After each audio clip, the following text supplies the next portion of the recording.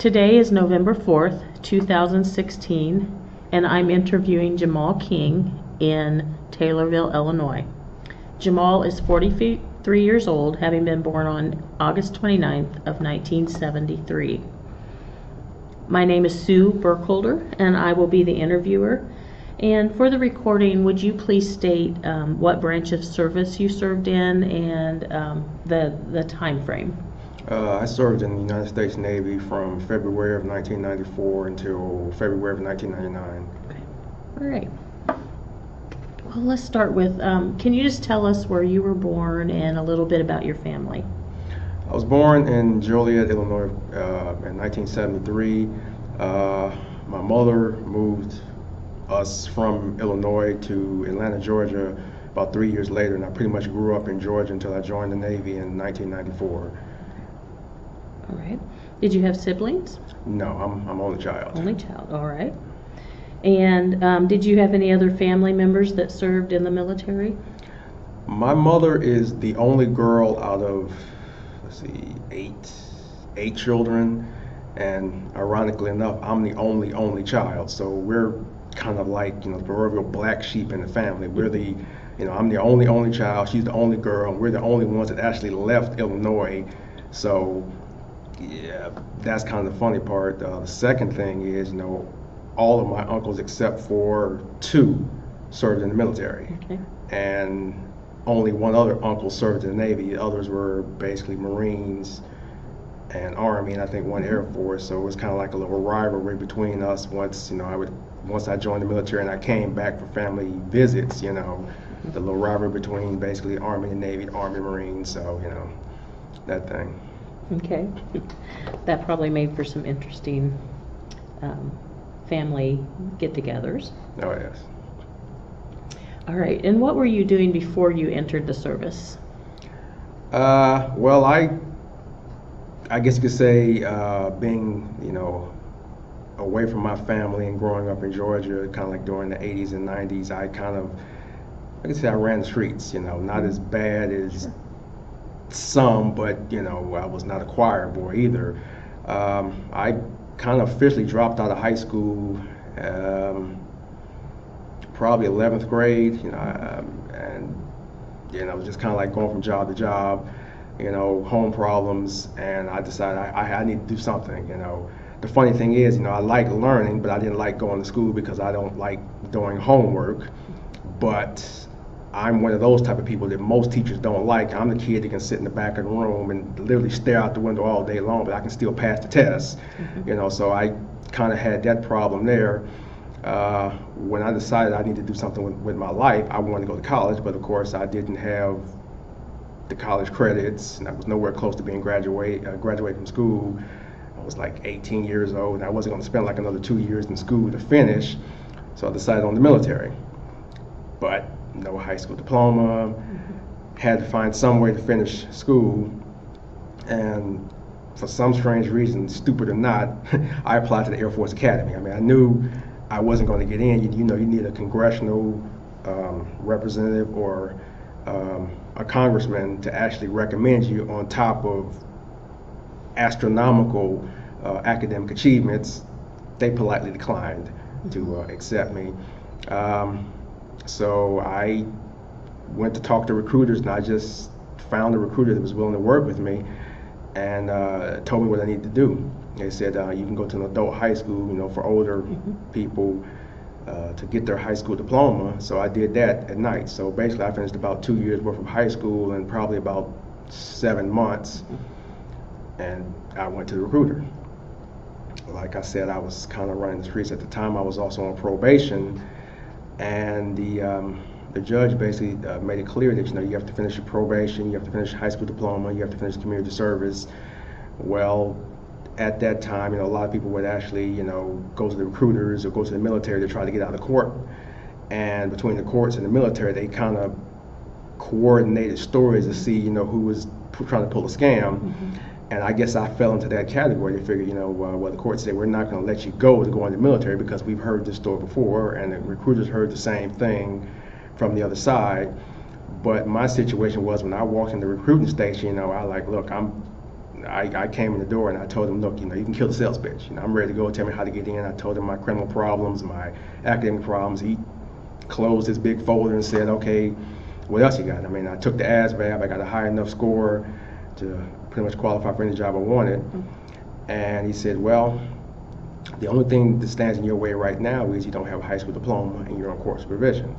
He said, we can give you a schooling program that's literally miles away from where you live to go at nights, and if you get that, you'll have your high school diploma, because at that time they had stopped taking the GED. Because the military recruiters, they go on cycles of like, if their recruiting quota gets low enough, then they'll actually lower the ASVAB score standards, they'll lower the high school requirement standards. Well, I had missed I used to say the bottom of the barrel cutoff by about a month. So now they were no longer taking GED, and they were no longer taking just a basic 50 ASVAB score. So I had to go get a high school diploma. And like I said, I went for 2 months at night to get my high school diploma. I came back, I told this recruiter. He said, based on everything you've done, I'll go talk to the judge. Went to talk to the judge, and I was let go. They let me in, and that's how I got into the Navy. The funny thing about that was I was so interested in getting into the military. I took the ASVAB for the Army. But if you know anything about recruiting stations, they kind of sit there in a clump. The Army, the Navy, the Air Force, Marines, the Coast Guard. At the time, I was going to talk to the Army recruiter, and I did all this for the Army. I got there early. He wasn't there. He was at lunch. The Air Force, they weren't there at all. The Marines wasn't an option. The Coast Guard wasn't an option. And I just happened to see a poster on the Navy's recruiting station of a nuclear ballistic submarine. And that kind of piqued my interest, because even though I like to learn and I wanted to do something that would actually be technological in the military, I also wanted to have something that would follow over once I got out. And the Army, although they had a lot of technological stuff, it was all combat related, working on missile systems, working on tanks out in the desert, and being shot at really wasn't kind of like my forte, even though I was going into the military. I saw the submarine, and although dying in a underwater explosion or being crushed to death at 1,000 feet didn't really appeal to me either, it was advanced electronics, and I wanted to do nuclear propulsion. So I went to go talk to the Navy recruiter, and I went to the Navy. It was basically the Army missed out on me, not being conceded by basically 30 minutes because they were at lunch. Like I told them when I went in there, I'm trying to get into somebody's service. I'm ready to go now. First one that gets me in wins. That's basically how it works. So I was in the Navy. All right. So how were you feeling then when you actually signed and that with the Navy? The funny thing of that situation was, when I was about 12 years old, I had a friend who said he wanted to join the military and he wanted to go in the Navy. Me, at that time, I could not tell you why. I was vehemently opposed to the United States military, the Navy specifically. I am by nature an introvert, antisocial. I don't like to be around people. I wasn't scared of the water, but like I said, the top 5 ways of dying on my not to do list all were related to the water. Being eaten by a shark, imploding in a submarine, drowning. And then, the Navy has all those things. But somehow or another, like I said, I wanted to do nuclear propulsion. That just really appealed to me, mainly because I got caught up in what I thought it was based on Star Trek. I love Star Trek, and I'm thinking, Scotty, the engine, I'm thinking the warp engine. Well, nuclear propulsion is nothing near that, but it was close enough for government work as far as I'm concerned. So that's really why I locked onto the Navy. So when I signed, that's really what I wanted to do. I really wanted to do that. Once again, irony kicks in.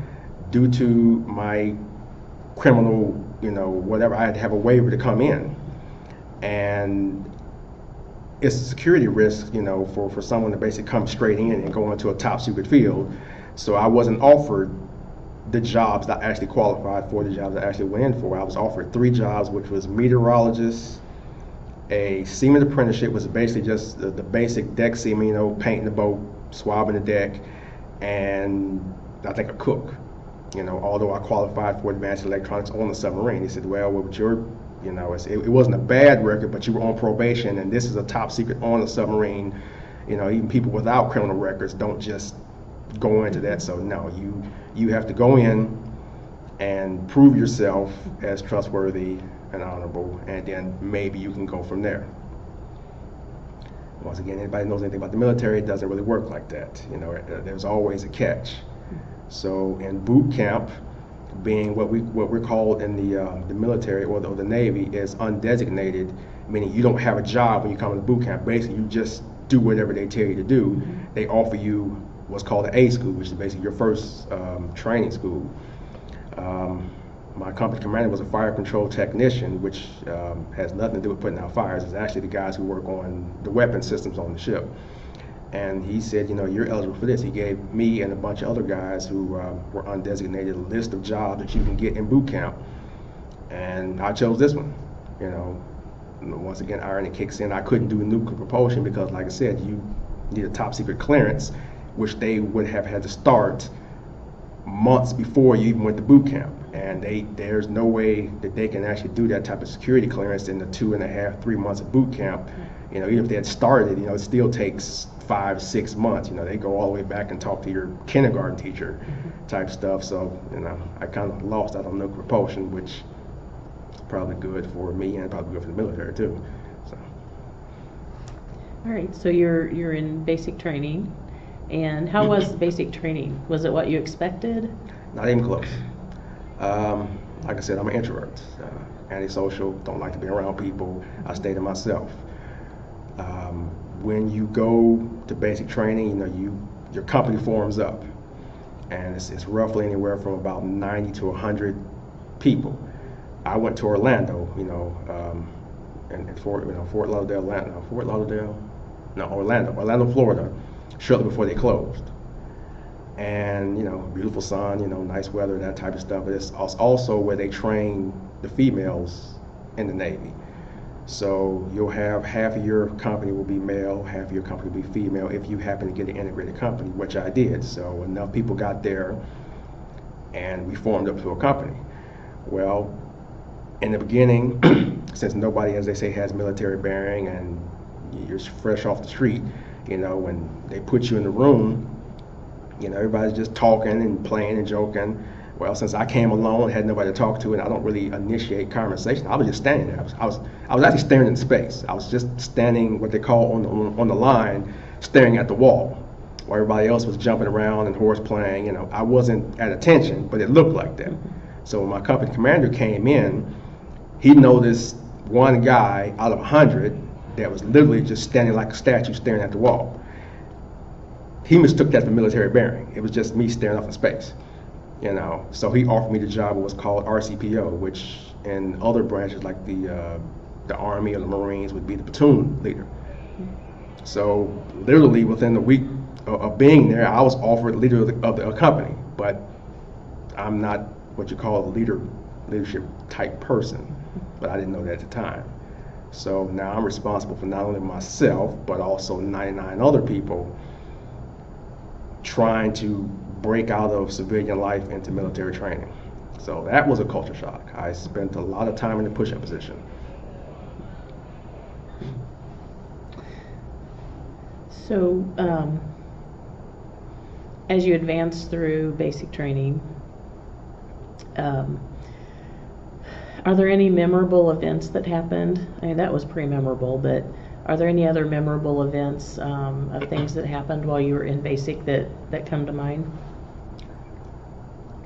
My boot camp experience was probably closer to Bill Murray in the movie Taps than to anything else. I mean, like I said, I was an interesting leader. I made a lot of mistakes that didn't happen to get me in trouble like they should have, more like comedy than anything else. But, you know, I made it through. I'll say probably the most memorable event in boot camp was a shuttle launch. Since we're technically in Orlando, and I guess Cape Canaveral, I can't really say it's close, but a shuttle launch, and you can still see it from a long way off. So this was 1994, probably sometime in April, somewhere between April and something like that. But we stopped and we got to look off, and at the time the shuttle launched, we got to see the fire trail and a little 1-inch silhouette, how many ever miles away Orlando is from the actual launch site. But I'd say that was interesting, seeing the actual shuttle launch from miles away, but you can still see the fire trail and smoke trail going up, so. Cool. So you make it through basic. Yes. And where did you do, what advanced training did you go to? Well, like I said, I became a fire controlman, which is in the Navy. When you do advanced electronics, you're called a 6YO, which basically means you have a 6-year enlistment, although I only enlisted for 3, so I had to extend 3 years because it takes almost 2 years to train you, and the military is going to get their 4 years out of you one way or another. So your first school is actually in Great Lakes, Illinois, and it's Fire Control A school, and it's 9 months long.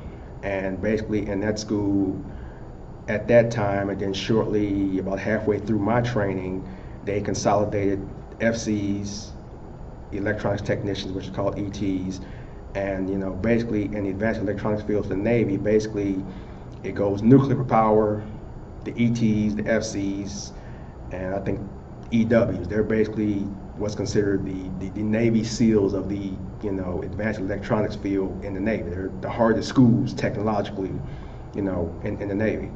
So you spend 9 months up in Great Lakes, pretty much cramming a 2-year associate's degree in electronics engineering technology into about 9 months. At the end of, or near the end of your 9 months, you pick your C school. Once again, you're considered a fire controlman, but you want to get to C school, because you want to go on and actually work on the system. If you actually, for whatever reason, get in some trouble, you get what we call kicked to the fleet, which you have your 9 months basic, but you don't have a C school. Then you have to sit there and wait. At that time, the Aegis radar system was the biggest thing, the most technologically advanced thing the Navy had, and every fire controlman wanted to do that.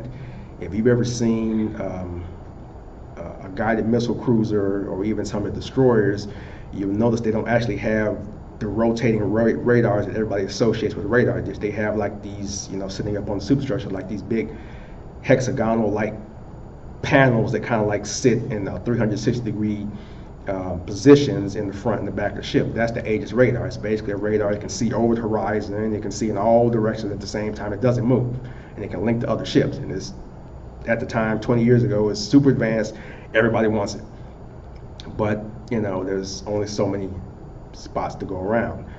Well, my class that I was in, like I said, the reason I failed out of high school is because I didn't do homework. Well, in the beginning of my training, I was told that this is an advanced school, you gotta do your homeworks. I had my calculator, I had my books, and I was, one of the top people in the class, and I was like the second or the third highest average. Until I realized that, my natural intelligence, which got me in trouble throughout life, could get me through here. And I realized I didn't need to do as much work as everybody said you need to do, so I kind of slipped down from like a 95 average to like a 90 average. To me, that was still good enough. I remember it was like a Memorial Day weekend. For whatever reason, I didn't study enough. And we're all young, late teens, early 20s.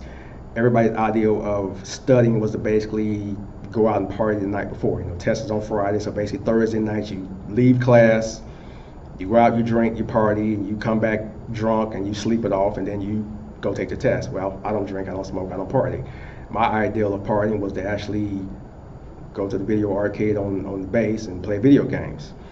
And what I would do is I literally did not open a book all week long. I failed every quiz, every quiz for 9 months, never passed one.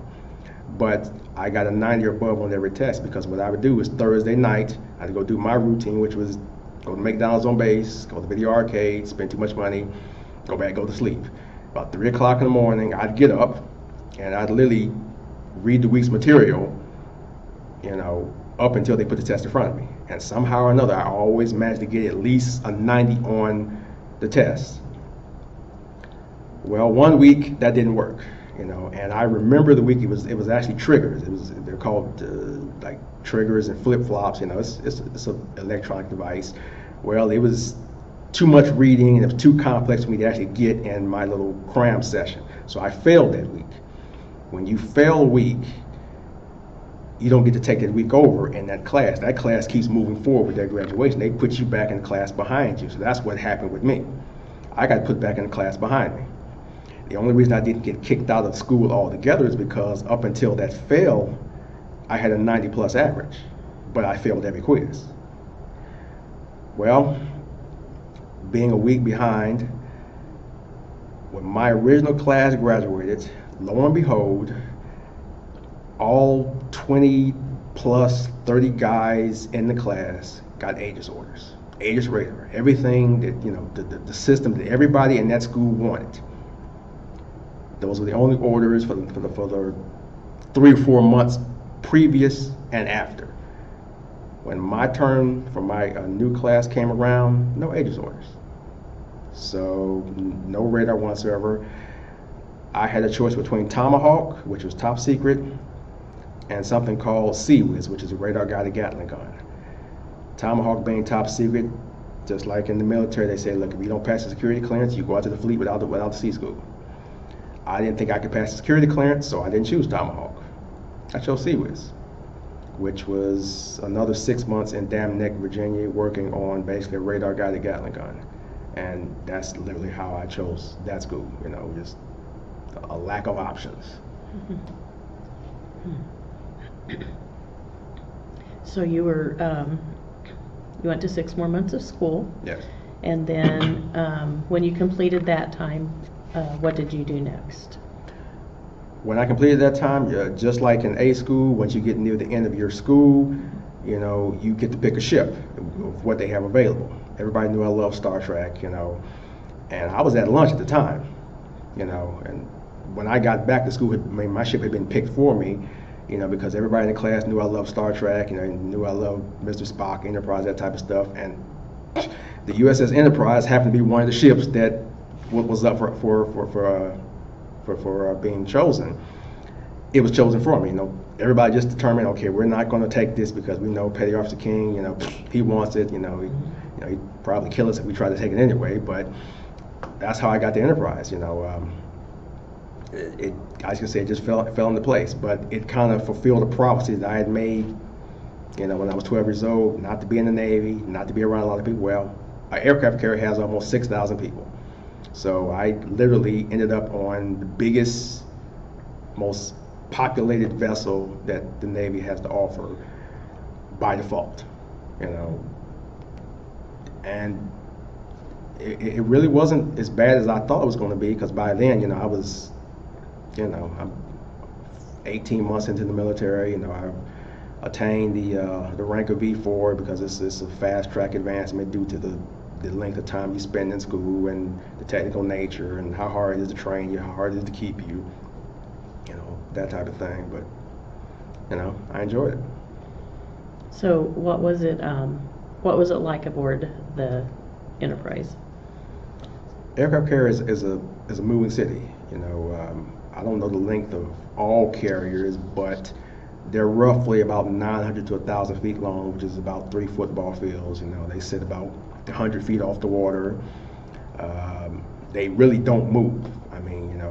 The smaller ships, or what we call a small boy, when they get in heavy seas, a hurricane, rough weather, they move. They can roll from standing straight up to almost 70, 80 degrees off the side. So when they say you're walking on the walls, you literally will be walking on the walls on a smaller ship. Aircraft carrier, it moves about as much as a building on land. You barely can feel this moving. You can feel like a little rumble, if it goes above a certain speed because the engines. But other than that, I mean, you have ship stores, you have video games, you have an ATM. I mean, there's plenty of room to move around. Unlike a smaller ship where you're literally shoulder to shoulder with everything and every piece of equipment. I mean, you're literally sharing your space with another guy and probably a piece of machinery that's keeping the lights on and keeping the air flowing. So you find a little corner somewhere where you can be happy and you're happy with that. Well, a carrier, there's space everywhere, and it's great. I mean, except for the fact that planes fly roughly about 22 hours a day, 6 days a week. My berthing compartment was literally in the front of the ship, what they call the forecastle. The forecastle of the ship is where they keep the anchors. Well, they don't actually keep the anchor, but the chains that actually spin the anchors up and down is in the forecastle. So if you go a few feet from my bed and open the door, you'll just see this big empty room, and you'll see these big giant spinning wheels with chains sticking out of them. Well, and then above that, our ceiling is actually the floor to the flight deck. So every time a plane launches, you feel the catapult, you can hear this big wind up and it'll come across, and when it hits the stops, it shakes the room. So after a while, you learn to sleep with something taking off above your head 22 hours, 23 hours a day, 6 days a week, to the point where you don't even notice it. And Interesting. yeah. So what was doing your job like while you were on the aircraft carrier? CWIS, like I said, is a radar guided Gatling gun. It's on every naval vessel. So even if a person doesn't know what CWIS is, has no idea what a Gatling gun looks like, if you see something that looks like R2-D2, it's basically a white dome with a gun sticking out the bottom of it, and it's on every Navy vessel. And it's the only purely self-defense weapon system the Navy has, because it's designed to shoot incoming missiles when everything else fails. Basically your missiles, your ships, you can't run away, you can't jam the radar. It's last-ditch defense effort to keep the ship from getting hit by a missile. Mm-hmm. The catch with that is, missiles travel at Mach 2, Mach 3, and CWIS doesn't engage a target unless it's coming towards the ship and coming at a certain speed and a certain distance. When it finally does engage, it'll hit the target, but by the time it engages the target, it's so close to the ship that you're still getting thousands of pieces of shrapnel still going at Mach 2, Mach 3. So, you don't get the explosion, but you can still get ripped to shreds by, debris pieces.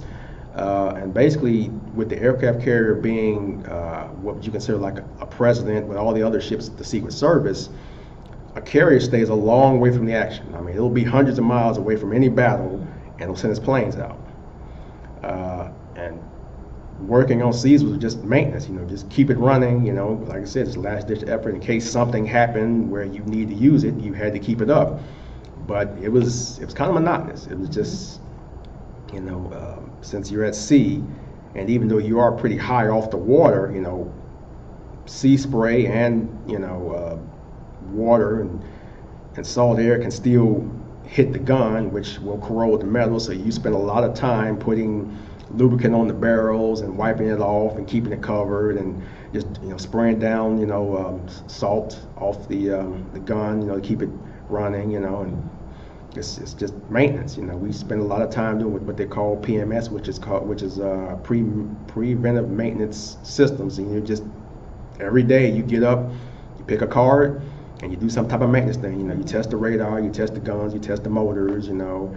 Once a month we do what's called a pack fire, where we don't use live ammunition, but you simulate firing the gun, to make sure it works. So you'll put it in this diagnostic mode, and the gun will tilt back, and it'll shoot.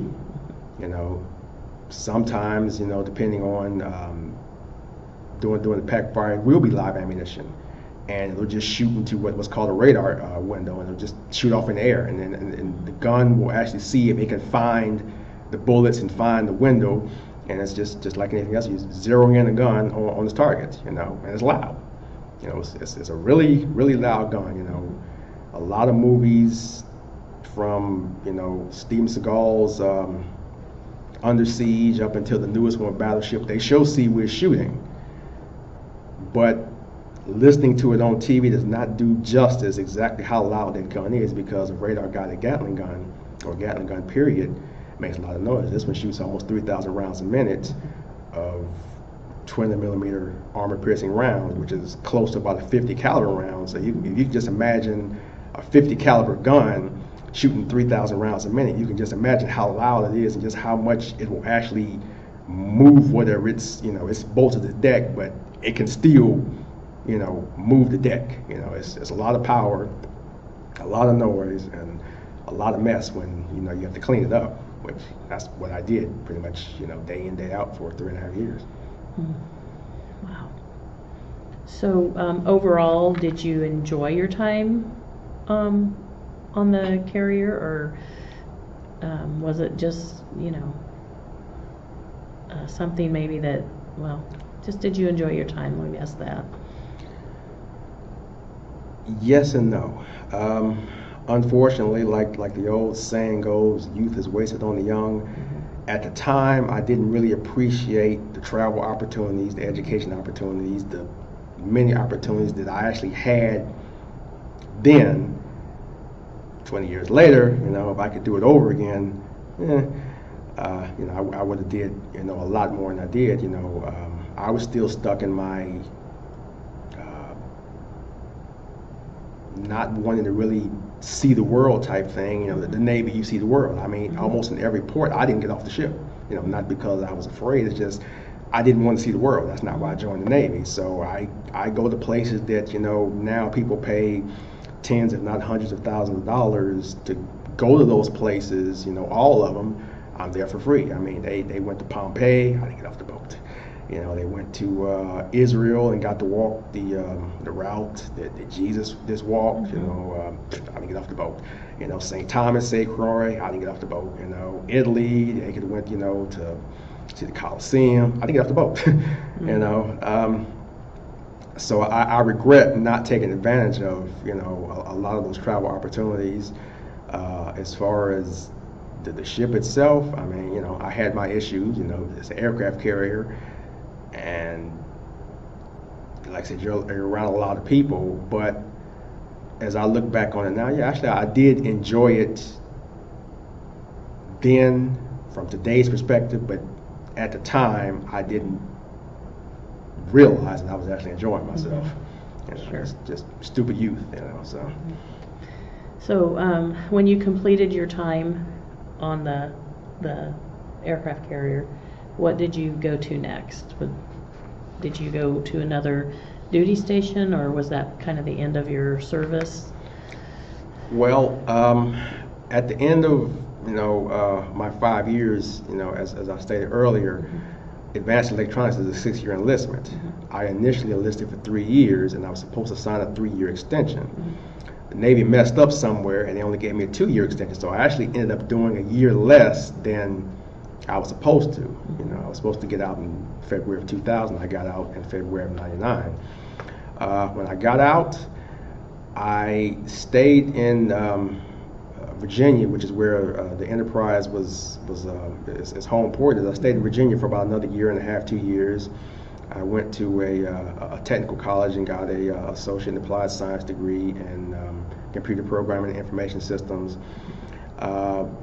At that time, I hadn't actually seen my grandmother who lived here in Illinois for the entire length of my military service, with the exception of boot camp, because my mother and her came to my boot camp graduation, and I spoke to her every week, but hadn't seen her since, you know, basically 1994. She said, you know, haven't seen you in 5 years. You know, she gave me a plane ticket to come to Illinois in December of 2000. It was a round trip ticket. Well, I came. For whatever reasons, I didn't leave. I stayed, you know, and ended up starting school down here, staying around my family pretty much for the first time beyond summer vacation.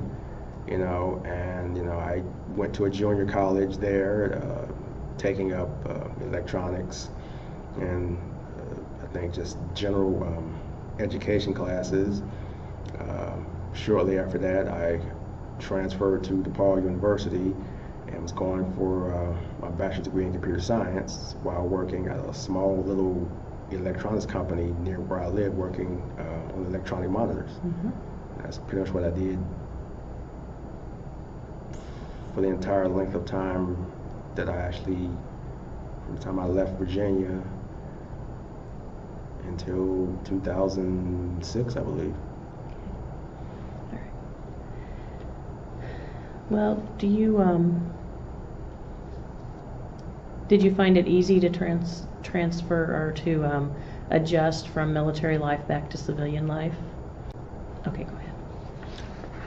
I found it easy to transition from military life to civilian life basically because I'm so much me that there's not too many structured systems that actually changed my mindset. Mm-hmm.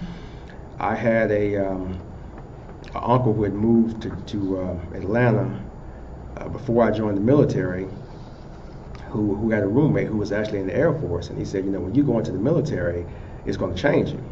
Well, after coming back and talking to me, and he realized actually it didn't. The military didn't change me as much as it changed other people. And I'm not going to say that I'm any stronger than anybody else. I'm going to say mostly because I knew when I joined that I did not want to be running around the battlefield, dodging bullets or returning fire. So I didn't, thank God I didn't have to deal with PTSD and traumatic brain injuries and so and things like that. So really for me, being in the military was no different than going to college. I mean, it wasn't, it really wasn't a huge shift from what I was doing to what I wanted to do, then to go back, as it would be for somebody who's coming from a small town, didn't know anything, didn't see anything. They go to boot camp and now they have someone screaming in their face, and now they got to shoot a gun, and now they have to dodge bullets, and they may have to take somebody's life, and then they have trouble dealing with that. Like I said, I didn't do that. Mm-hmm. So I didn't have, really much of a transition at all. Okay. Well, if you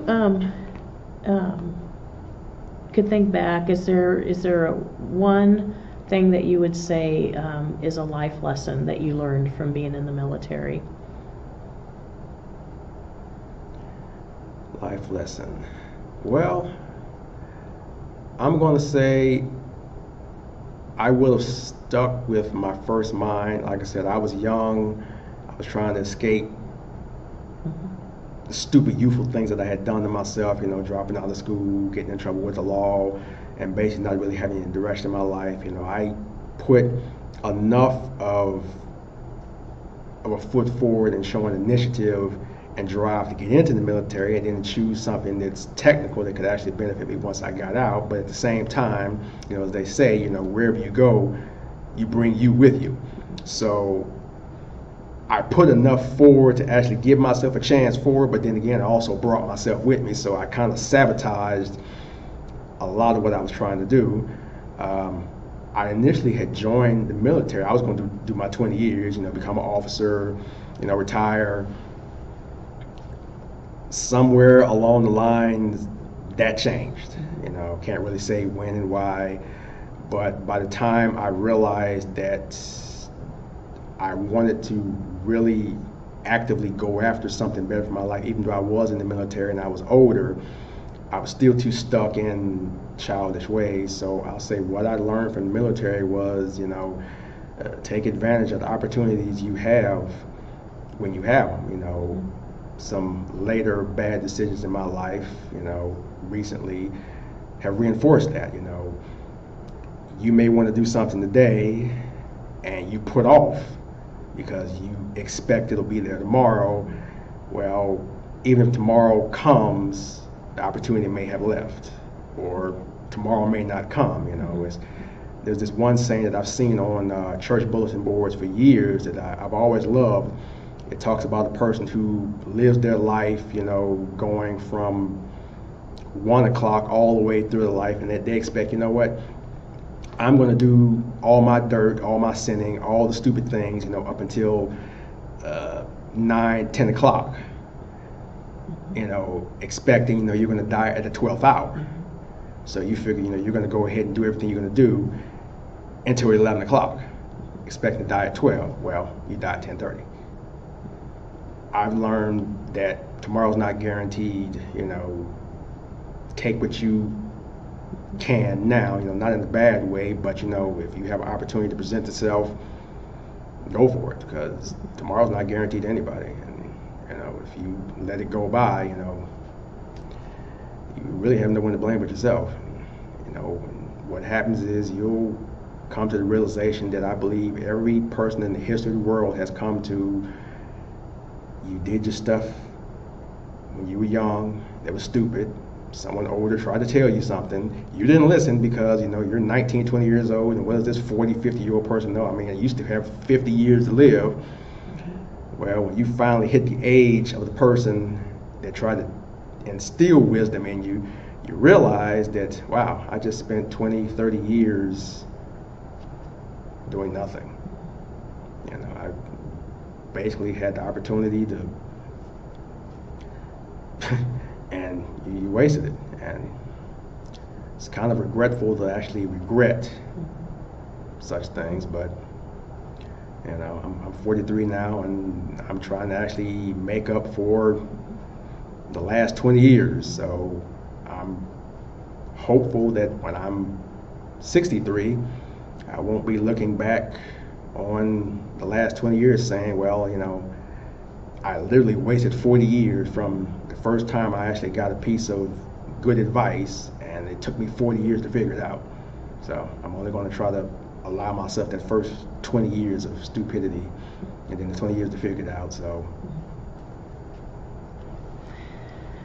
well, one last thing. If you had anything that you would like to say at all to future generations, younger folks, and you've just said some really good comments, but is there anything else for future generations that might see or hear your interview? Is there anything you would like to say to them? Honestly, no. Well, like I just said, I mean, I don't believe there's anything you can tell another person, much less a young person, unless they've lived a life where they've had loss and they've had setbacks, you know, that will really make any impact on them. Unfortunately, we all have to learn the hard way. I mean, there's very few people, young or old, that actually get it just by being told, you know. Only thing I can tell you is, if you're watching this, hopefully you pick it up quicker than the rest of us. You know, you're going to make your mistakes, you're going to screw up. Try to limit your regrets to as few as possible, and when you finally do realize that you have done something wrong and you have something to regret, don't spend the rest of your life regretting it. You know, move on from there and make as best amends as possible for your situation. All right. Well, listen, thank you so much for the time coming here and just talking with me about your military service. I really appreciate it. And thank you for your service to our country. Thank you.